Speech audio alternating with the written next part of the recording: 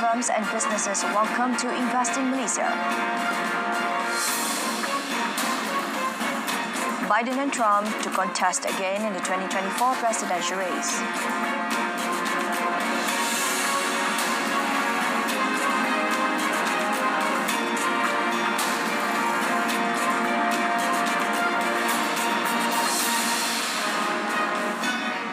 Good afternoon and salam Malaysia Madani. I'm Berita RTM and you're watching World Today.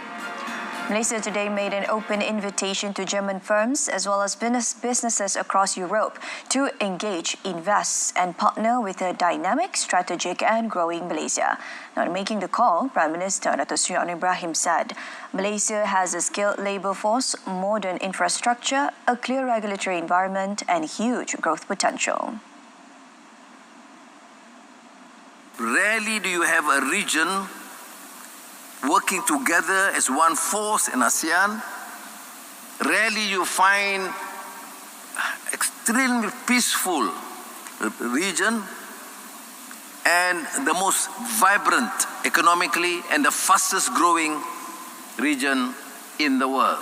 I take this opportunity to introduce you to the country, to the policies, and at the same time to encourage you to have a look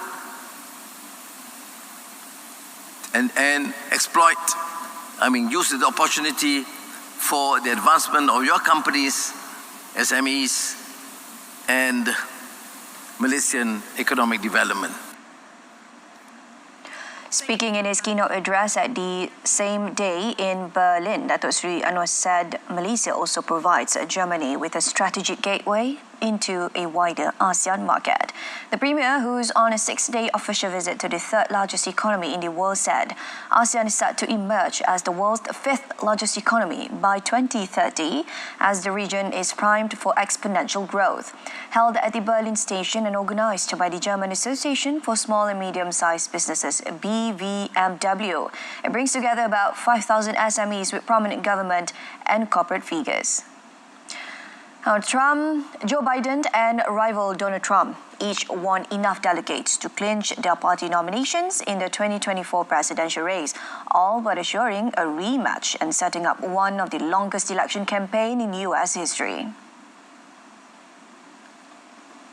Now, the results in 4 statewide elections, the latest in a month-long march to determine the Democratic and Republican Party flag bearers, were essentially a foregone conclusion as incumbent Biden and former President Trump had already seen off all primary challenges. Biden crossed the threshold of 1,968 delegates needed when he won Georgia, a U.S. swing state where Trump faces trial over an alleged conspiracy to steal the last election.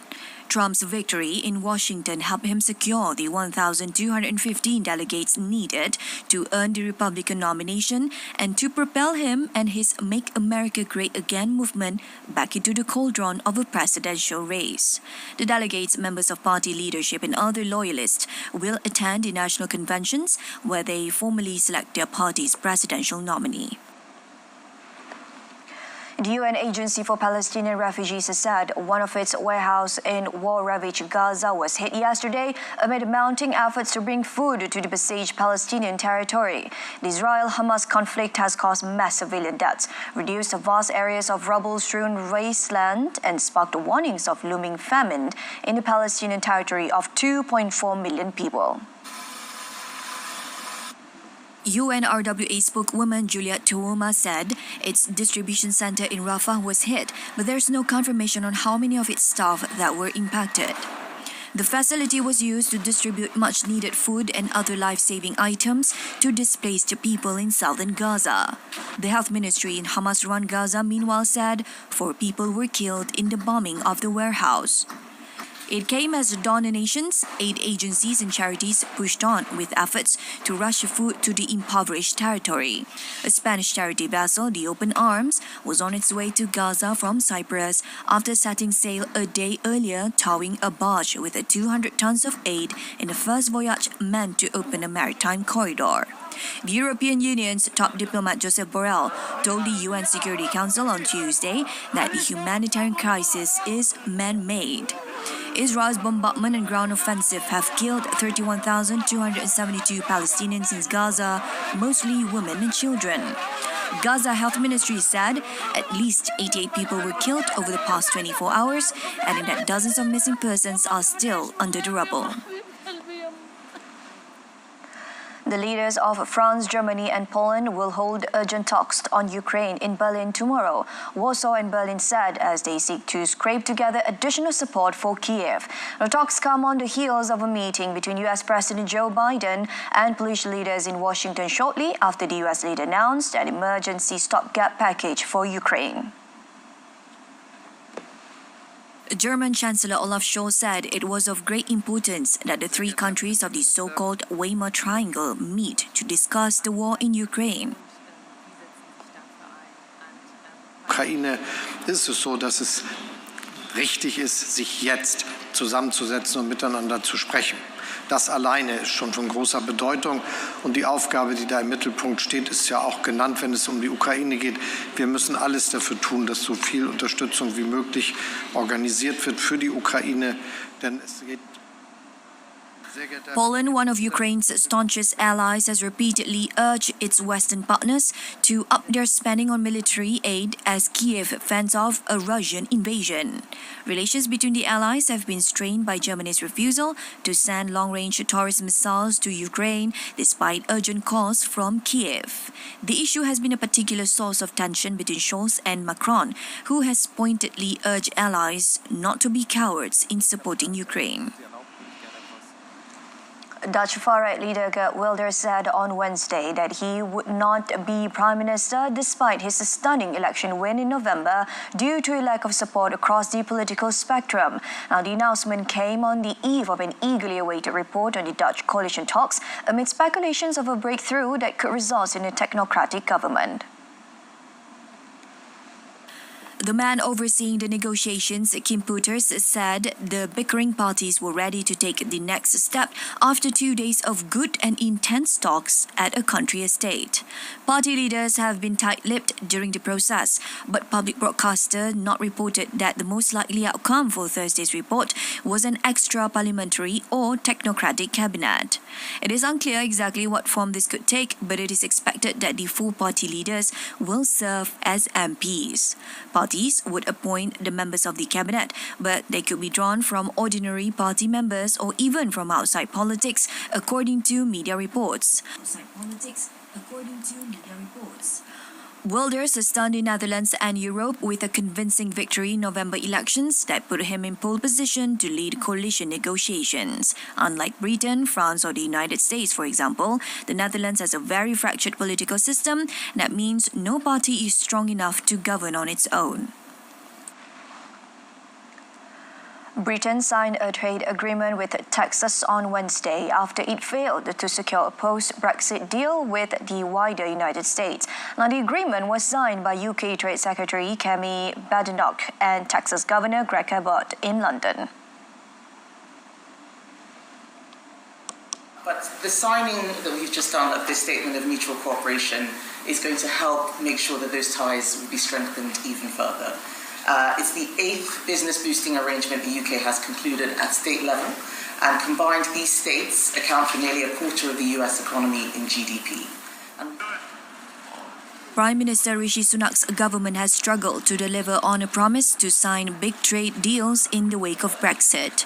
Rather than a formal trade deal, the Texas signing is akin to a memorandum of understanding designed to improve cooperation between UK businesses and peers in the US state.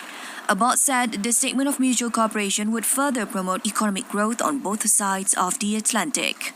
London has been seeking to sign new trade pacts around the world to show it was right to serve ties with the EU, its nearest neighbours and largest trading partner. Some trade deals have been signed, including the faster-growing economies such as Australia, New Zealand and Singapore.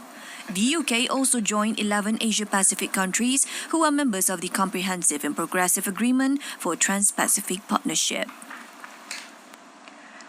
The U.S. House of Representatives overwhelmingly approved a bill on Wednesday that would force TikTok to divest from its Chinese owner or be banned from the United States. The legislation is a major setback for the video sharing app, which has surged in popularity across the world while causing nervousness about its Chinese ownership and its potential subservience to the Communist Party in Beijing.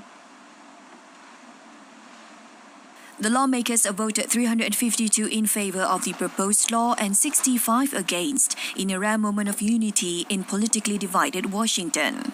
Now, the warning shot against the app caught many by surprise, as both Republicans and Democrats risk the wrath of TikTok's passionate young users in an election year when the youth vote will be key.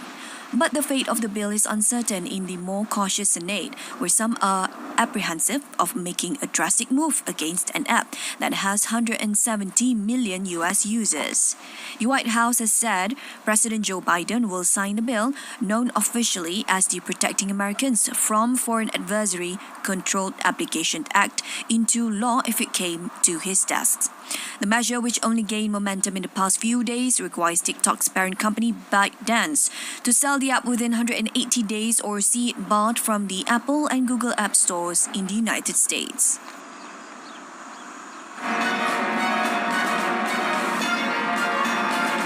Coming up, the former Thai Prime Minister Thaksin makes first public appearance since release. Stay tuned. Thailand's former Prime Minister Thaksin Shinawatra visited a Bangkok temple on Thursday in his first public appearance since being freed early from a jail sentence for graft and abuse of power. The controversial billionaire, twice elected premier and ousted in the 2006 military coup, went to the Bangkok City Pillar Shrine ahead of a 3-day trip to Chiang Mai in the kingdom's north later in the day. Scores of media camped out in front of the shrine where Thaksin prayed from around 5 a.m. local time. Later today, he is due to fly to Chiang Mai, his home city and traditional political power base, to meet family and supporters and pray at the graves of his relatives. He was accompanied by his daughter, Paetongtarn, now head of his Pheu Thai party, and her husband. The 74-year-old politician returned to the kingdom in August after 15 years of self-exile and was immediately jailed for 8 years on charges dating back to his time in power. But his sentence was cut to 1 year by King Maha Vajiralongkorn within days of his return, and last month the government said Thaksin was eligible for an early release because of his age and health. The former Manchester City owner's return to Thailand came shortly after his Pheu Thai took power at the head of the coalition government that includes parties too close to his old foes in the military. The timing of his return led many conclude a backroom deal had been struck to cut his jail time, a suggestion denied by the Pheu Thai-led government. Nigeria's president has ordered security forces not to pay a ransom for the release of more than 250 school pupils seized by gunmen last week. Relatives say the kidnappers have demanded a large payment for the return of the students abducted from their school in Kuriga village in northwestern Kaduna state.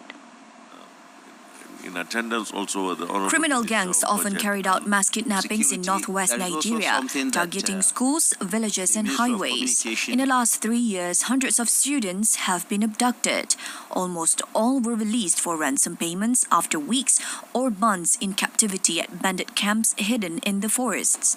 Kidnapped victims in Nigeria are often released following negotiations with the authorities, though officials deny ransom payments are made. In keeping with the government's official stance, Minister Muhammad Idris said President Bola Ahmed Tinubu had told forces searching for the pupils to make sure not a dime is paid. He added that the president has directed that security agencies must, as a matter of urgency, ensure that the children and all those who have been kidnapped are brought back safely. Families and entire communities pool their savings to pay ransoms, but a 2022 law banned handing money to kidnappers. Many families say they have little faith in the authorities and feel they have no choice. Officials say troops are searching forest to rescue the Kuriga students, but families say little detail has emerged since the abductions. Hundreds of Peruvian police officers raided dozens of properties around the country on Wednesday, arresting 18 people as part of an investigation into illegal arms trafficking and its role in the murder of an Ecuadorian presidential candidate last year. In the mega operation, some 700 officers raided houses and offices in 4 districts of the capital Lima and in the Tumbes, Cajamarca and Piura regions in Peru's border with Ecuador. Authorities said the operation targeted companies that allegedly imported weapons, mainly from the US and Turkey, and later paid low-income individuals to acquire licenses and purchase the guns. The weapons later ended up in the hands of the criminal gangs, Chavez said, including those responsible for the murder of Ecuadorian presidential candidate Fernando Villavicencio. Villavicencio, a vocal critic of corruption and organized crime, was gunned down in August after a campaign rally in Quito just 11 days before the country's presidential election. Former Honduran First Lady Ana Garcia de Hernandez said she will contest in the 2025 presidential elections, an announcement that follows days after her husband's conviction for trafficking hundreds of tons of cocaine into the United States. The lawyer whose husband, Juan Orlando Hernandez, served as president from 2014 to 2022, added that from Wednesday, she will begin a crusade for justice in his defense. He was found guilty of drugs and arms trafficking by a New York federal court on Friday and could spend the rest of his life in prison. The 12-member jury unanimously found Hernandez guilty for conspiracy to import cocaine, illegally using and carrying machine guns, and possessing machine guns as part of a cocaine importation conspiracy. Honduras will hold elections in November 2025 to choose a replacement for President Xiomara Castro. Parties must call primaries to choose their candidates before the vote. Venezuela's state machinery has kicked into full gear as Nicolas Maduro readies to seek a third presidential term, vowing to provide everything from mattresses and shoes to building materials to a crisis-wary electorate. In a country under sanctions over election interference and authoritarian rule, there's little distinction between the state and the PSUV party that runs it, with Maduro at the helm of both since 2013.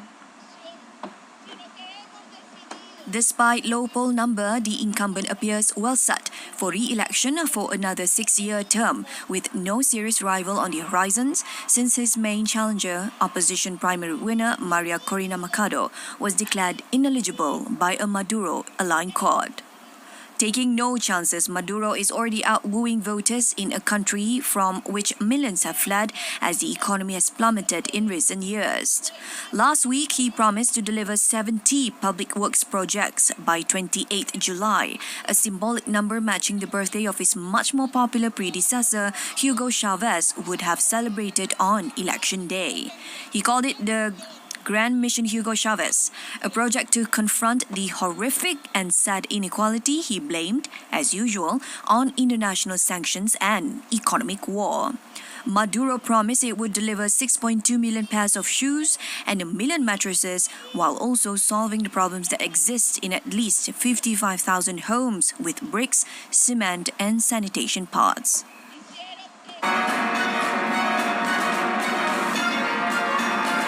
Up next in sports, Dortmund and Atletico sail through into quarterfinals. Stay tuned.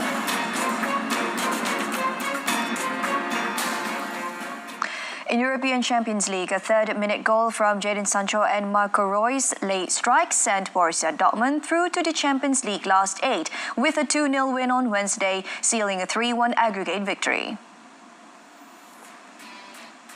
Level at 1-1 after the last 16 first leg in the Netherlands, Sancho wasted no time in putting Dortmund ahead at the Westfalen Stadium with a low shot from outside the area. Dortmund was shaky despite the early lead and needed a pair share of luck and some poor PSV finishing to progress, with Herving Lozano's 53rd minute effort hitting the post.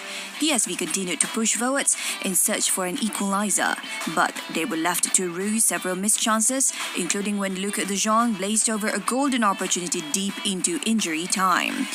Instead, an unfortunate slip via Isaac Babadis allowed Royce to seal the win. The 1997 winners did enough against an outclassed PSV but will face stiffer challenges as they return to the quarter-final draw to be held on Friday for the first time since 2021. Now in another match, Atletico Madrid bounced back from 2 goals down on aggregate against Inter Milan to reach the Champions League quarter-finals with a thrilling 3-2 penalty shootout triumph this morning. Trailing by a single goal after last month's first leg, Atletico looked dead and buried when Federico Di Marco pushed home Inter's opener at the Estadio Metropolitano. But Antoine Griezmann immediately pulled the host level on the night, and 3 minutes before the end of the regulation 90-minute substitute, Memphis Depay took the tie to extra time at 2-2 with a fine low finish. That set up the decisive shootout, which ended with Inter missing 3 of the 5 penalties. Star striker Lautaro Martinez handing passage to the last 8 to Atletico when he booted his spot kick way off target. The two teams could barely have come into Wednesday's match in more contrasting form, as Inter had won 13 matches on the bounce since the start of 2024, while Atletico had won only 1 of their last 5. However, it was an even and exciting contest in the Spanish capital, in which Atletico pushed hard for the win, and both sides created a clutch of opportunities. In Asian Champions League, 10-man Yokohama F. Marinos booked their place in the semi-finals on Wednesday as Anderson Lopez's volley earned Harry Coel's side a 1-0 win over Shandong Taishan to complete a 3-1 aggregate victory. Katsuya Nagato had been sent off for a second bookable offence 2 minutes into the second half in Yokohama for a Marinos side that held a slender 2-1 lead over the Chinese side from the first leg last week. However, Lopez's 75th minute strike gave the Japanese a 2-goal cushion overall, and Gao Zunyi's sending off the 7 minutes remaining eased Yokohama's path to the next round. Marinos will face Ulsan Hyundai in the semi-finals on 17 and 24th April, after Hong Myung-bo's side saw off a fellow South Korean side, Jeonbuk Motors, with a 2-1 aggregate win in their semi-final on Tuesday. Marinos will be playing in the semi-final for the first time in the club's history. After a tight first half, the complexion of the game changed when Nagato was sent off in the 47th minute for a foul on Tong Lei. Lee Yuan-Yi went close to leveling the overall score in the hour mark, lifting the ball over the goal from close range after William Popp had kept out the midfielder's initial effort. Marinos continued to attack despite being short-handed, and Lopez struck with 15 minutes remaining, cracking in the left foot volley from Riku Yamane's lofted pass. Gao's dismissal for taking down Ryo Miyaichi snuffed out Shandong's hopes of finding a way back into the tie, and Marinos progressed to complete the semi-final lineup. American Emma Navarro shocked Australian Open champion Aryna Sabalenka to reach the Indian Wells quarterfinals on Wednesday as Coco Gauff sailed through. Navarro, ranked 23rd in the world, pushed Sabalenka hard on a breezy stadium court to notch her first career win over a top 5 player 6-3, 3-6, 6-2. After the two exchanged just 2 breaks of serve in the first 2 sets, Navarro came out ahead as they traded 3 straight breaks in the third to take a 3-1 lead. She broke Sabalenka again to seal the match, finishing with 22 winners to 14 unforced errors, while Sabalenka's 38 winners were countered by 34 unforced errors. Sabalenka, who saved 4 match points to win her opener against 64th ranked American Peyton Stearns, acknowledged that she never really got comfortable in the California desert this year.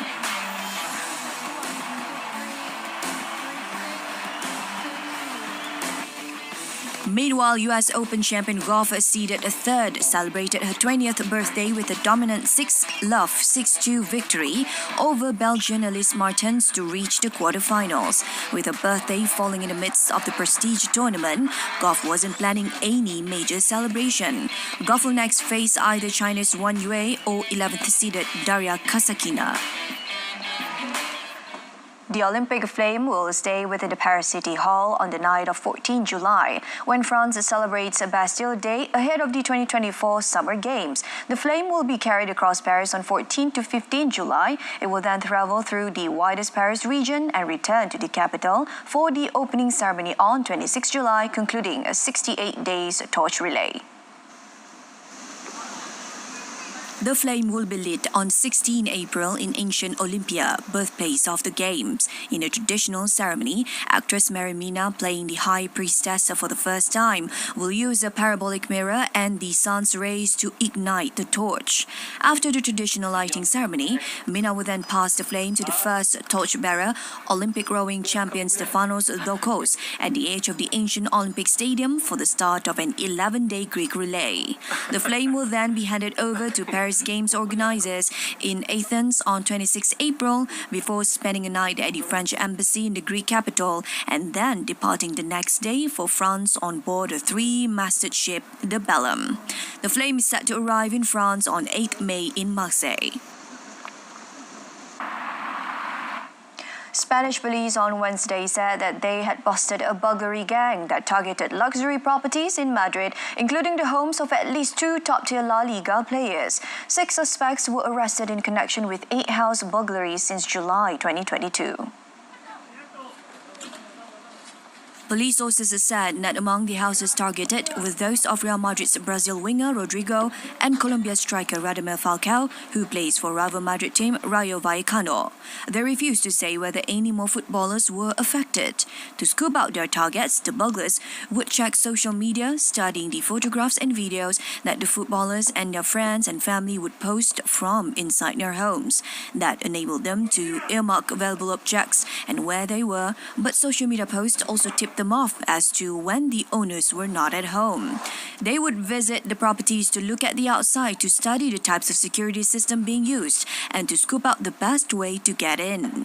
The suspects were arrested on 8 charges of robbery with force, 1 of robbery with violence or intimidation, falsifying documents, and money laundering, among others, with a judge ordering 3 of them to be remanded in custody.